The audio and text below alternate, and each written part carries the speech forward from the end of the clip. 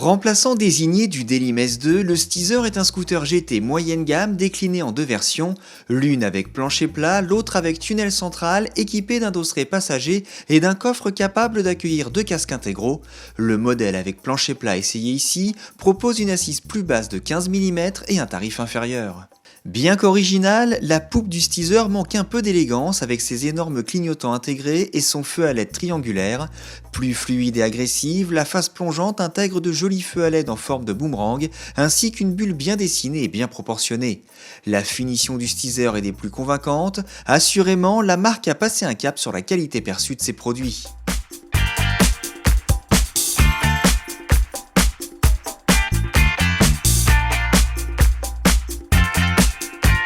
Le coréen marque aussi des points au niveau des équipements proposés, en tête de liste la fameuse clé électronique qui permet d'actionner le contacteur, de bloquer le Neyman, de déverrouiller la trappe à essence et d'ouvrir la selle sans jamais sortir la clé de sa poche. Le vide-poche intègre une prise 12 volts, un équipement que nous retrouvons également à l'intérieur du coffre éclairé qui accepte un casque intégral. La liste est encore longue avec la présence d'un porte-paquet, de repose-pieds passagers escamotables, d'une commande de warning au pouce droit, d'une commande d'appel de phare à l'index gauche, d'une béquille latérale avec coupe-contact de sécurité, d'une béquille centrale et d'un tableau de bord assez complet. Au cœur du Delim Steezer, une évolution du monocylindre à injection refroidi par eau qui équipe déjà le S325. Répondant aux normes Euro 4, le 4 soupapes se contente ici de 13 chevaux, mais son couple augmente de 12%. En dynamique, le Steezer abat honorablement le 100 mètres départ arrêté en 8,9 secondes et atteint la vitesse maxi de 107 km/h chrono.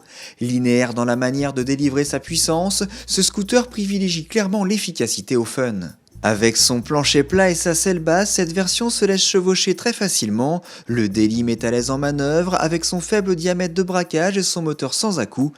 Bon point également concernant le silence de fonctionnement et l'absence de vibration. Malgré ses 154 kg, il n'oppose aucune résistance à la mise sur l'angle.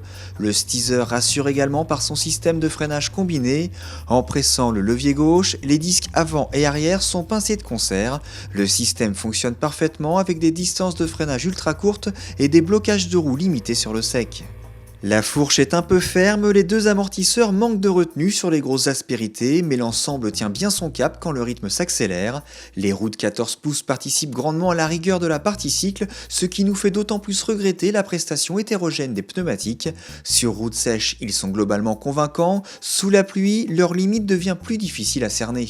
Plus de 10 ans après la sortie du S2, Delim revient donc avec un produit convaincant sur le segment des GT compacts. Ce Steezer permet de mesurer concrètement les progrès réalisés par la marque, aussi bien en termes d'agrément moteur que de finition et d'équipement. À moins de 3 000 €, cette version à plancher plat profite d'un rapport prix-prestation à ne pas négliger malgré une concurrence bien en place.